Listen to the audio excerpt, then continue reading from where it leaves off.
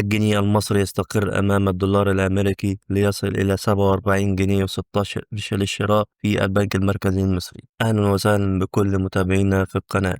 تحديث جديد لأسعار الدولار الأمريكي أمام الجنيه المصري. سعر الدولار النهاردة استقر في أغلب البنوك المصرية، حيث سجل في البنك المركزي المصري 47 جنيه و16 قرش للشراء، 47 جنيه و29 قرش للبيع. أما سعر الدولار في البنك الأهلي المصري، السعر وصل 47 جنيه و19 قرش للشراء، 47 جنيه 29 قرش للبيع. وده نفس الرقم اللي سجله الدولار في البنك التجاري الدولي CIB وبنك مصر وبنك القاهرة وبنك الإسكندرية، حيث كان السعر مستقر عن 47 جنيه و19 قرش للشراء، 47 جنيه 29 قرش للبيع. وده بيوضح إن السوق لسه في حالة هدوء نسبي ومفيش تغيرات كتيرة لحد دلوقتي. قولوا لنا في الكومنتات تتوقعوا هيفضل الدولار ثابت ولا هنشوف حركة جديدة الأيام اللي جاية. ما تنسوش تشتركوا في القناة وتتابعونا، تعملوا لايك عشان يوصلكم كل جديد من فيديوهاتنا. سلام.